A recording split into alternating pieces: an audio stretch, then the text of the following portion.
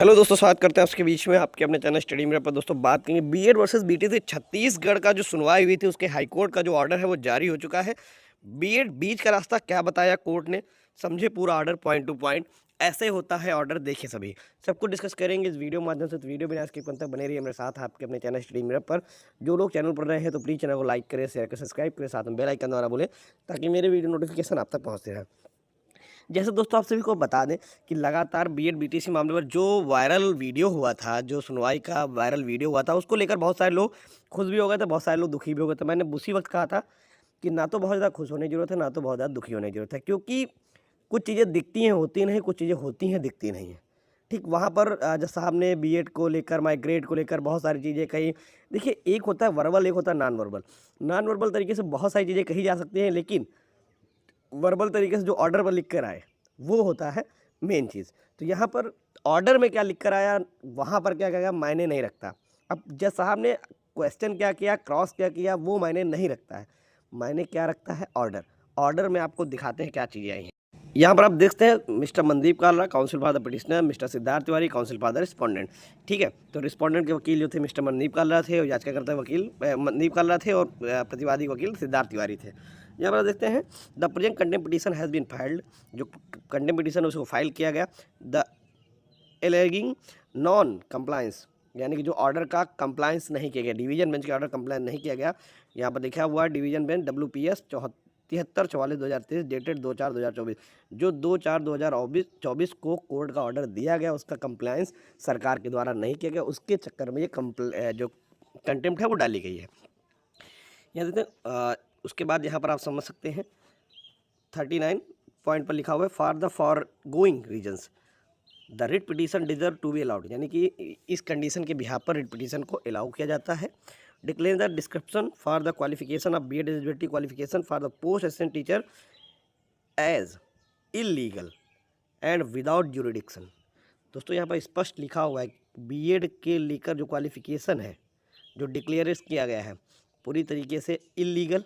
यहाँ पर आप देख सकते हैं उपयुक्त कारणों से सहायक अध्यापक कक्षा 1 से 5 पद के लिए पात्र योग्यता के रूप में बीएड की योग्यता निर्धारित करने के अवैध और अधिकार क्षेत्र के बिना घोषित करते हुए रिट याचिकाओं को अनुमति दी जानी चाहिए, जिसे रद्द किया जाना चाहिए, और इसके द्वारा रद्द किया जाना चाहिए। परिणाम स्वरूप 4/5/2023 का विज्ञापन जिसमें बीएड की योग्यता रखने वाले उम्मीदवारों को सहायक अध्यापक पद के लिए चयन कर दिया जाता है।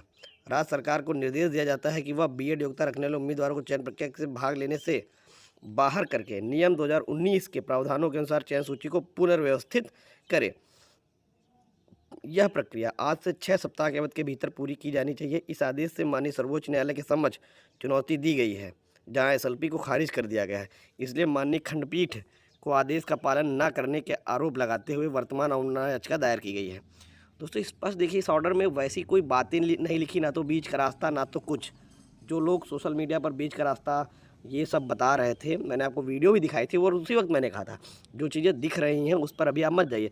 यहाँ स्पष्ट लिखा हुआ है कि also declared illegal and the quest, यानी कि असिस्टेंट टीचर के लिए, ठीक है, प्रोसेस के लिए, सिलेक्शन पोस्ट की प्रोसेस के लिए उनको आल्सो डिक्लेयर्ड, उनको डिक्लेयर किया गया है इलीगल एंड क्वेस्ड। और यहाँ पर government directed to rearrange the list, government को डायरेक्टेड निर्देशित किया जाता है कि एक लिस्ट बनाई जाए to selection process qualification of BEd. ठीक है, यहाँ पर देख सकते हैं एक्सक्लूडिंग लिखा हुआ है, यानी कि बीएड को हटाते हुए। ठीक है, the order has been assailed by the honourable Supreme Court, SLP has been dismissed, यानी कि जो सुप्रीम कोर्ट इससे रिलेटेड एसएलपी गई थी इस मामले से रिलेटेड छत्तीसगढ़ की, मैंने आपको इसका वीडियो बहुत पहले बताया था जब छत्तीसगढ़ हाईकोर्ट का मामला गया था, तो वहाँ पर छत्तीसगढ़ हाईकोर्ट की एसएलपी को सुप्रीम कोर्ट ने खारिज कर दिया था। ठीक है, तो आगे देखते हैं पूरा ऑर्डर। यहाँ पर learned counsel for the petitioner, जो learned counsel for the petition यानी कि याचिकाकर्ता जो वकील है वुड सबमिटेड, उन्होंने सबमिट किया that the BEd candidates have been appointed for the teacher education 2897, यानी कि 2897 बीएड कैंडिडेट है जो अपॉइंटेड किए गए post of teacher of classes 1 to 5, 1 से 5 के लिए। Honourable division bench had directed to rearrange the selection is excluding BEd holder. Honourable division bench ने ये कहा कि एक्सक्लूडिंग बीएड मतलब उनको बीएड को छोड़ के, यहाँ पर देखिए इस पर लिखा माननीय खंडपीठ ने बीएड डिग्री धारकों को छोड़कर नई चयन सूची पुनर्व्यवस्थित करने का निर्देश दिया है। लीव्स द मैटर 28 नवंबर 2024। इस मामले को 28 नवंबर 2024 को लगाया जाता है। Meanwhile the respondent shall make a list candidate to the appointed assistant teacher D.Ed as per direction of division में।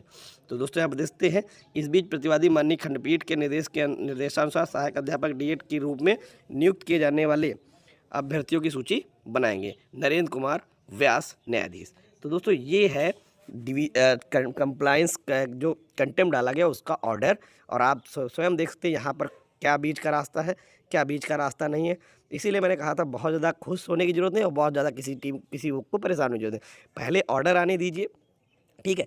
ऑर्डर आने के बाद ही स्पष्ट पता चलेगा। कोर्ट के अंदर आर्गूमेंट कुछ भी होता है, क्रॉस कुछ भी होता है, क्रॉस दोनों तरफ से जज होते हैं। कभी वो रिस्पोंडेंट तरफ से वो क्रॉस करेंगे, कभी वो पिटीशनर की तरफ से क्रॉस करेंगे। तो ये पार्ट ऑफ कोर्ट प्रोसीडिंग है। तो वहाँ पर आप ये नहीं कह सकते कि इनका जीत गए वो जीत गए। जो मेन होता है वो होता है कोर्ट का ऑर्डर। ऑर्डर जब आ जाता है तब पूरी चीज़ें क्लियर होती हैं कि ऑर्डर क्या है, क्योंकि आप चैलेंज करेंगे तो वहाँ आप वीडियो क्लिप ले जाकर चैलेंज नहीं करेंगे, आप वहाँ जाके आप ऑर्डर चैलेंज करेंगे। जो ऑर्डर आएगा ऑर्डर पे आप बहस करेंगे, वीडियो क्लिप्स नहीं होती है कोर्ट के अंदर। ऐसे बहुत बार देखा होगा कि कोर्ट ने डेटा मांग लिया तो अब क्या नौकरी मिलने जा रही है। मैं आपको छोटा सा एग्जांपल दे दूँ, 69 शिक्षक भर्ती में शिक्षा मित्रों डेटा मांगा था, 45,000 शिक्षा मित्रों डेटा मांगा, बाद में पिटीशन क्या हो गई, डिसमिस हो गई। क्या वो चैलेंज कर सकते थे कि हमारा डेटा क्यों मांगा गया, हमें नौकरी में क्यों नहीं रखा गया। तो ये नहीं होता है, ऑर्डर जो आता है वो मेन होता है, ठीक है। तो ये है छत्तीसगढ़ की पूरी सुनवाई का मामला। धन्यवाद।